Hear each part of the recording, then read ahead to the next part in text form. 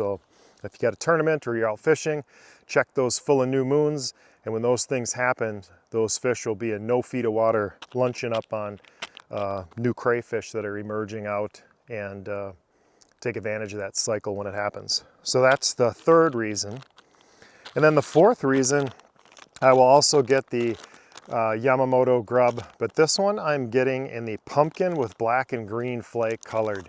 It's kind of a, let me get one out of here.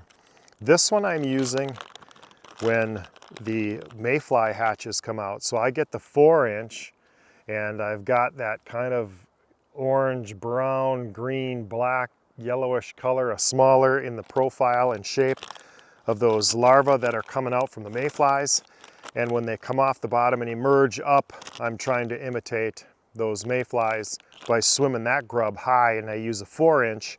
And in that case, I'll even go to a lighter than the 1/8 ounce. I'll get away with absolutely as light as I can. So here's how I go about fishing it. I'm simply trying to cast this thing in and imitate a minnow on the minnow part of it. I'm trying to imitate a bluegill. I'm trying to imitate a crayfish, and I'm trying to imitate a mayfly.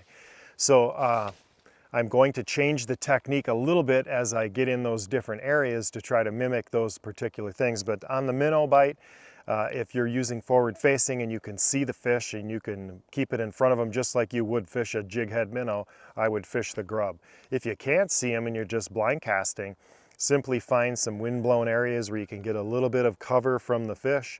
You can get plenty of cast distance range with it. Cast it out and simply retrieve it in. If you can try down lower where you're doing a real slow retrieve and trying to keep it just above the bottom. If that doesn't work, then reel it a little faster through the mid column.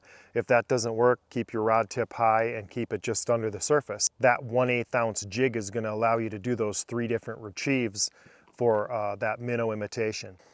The crayfish thing, you want to get up shallow and throw it into the rocky areas and crawl it back. But a lot of times I've found that they see that color, that green pumpkin orange contrast, and they just jump on it.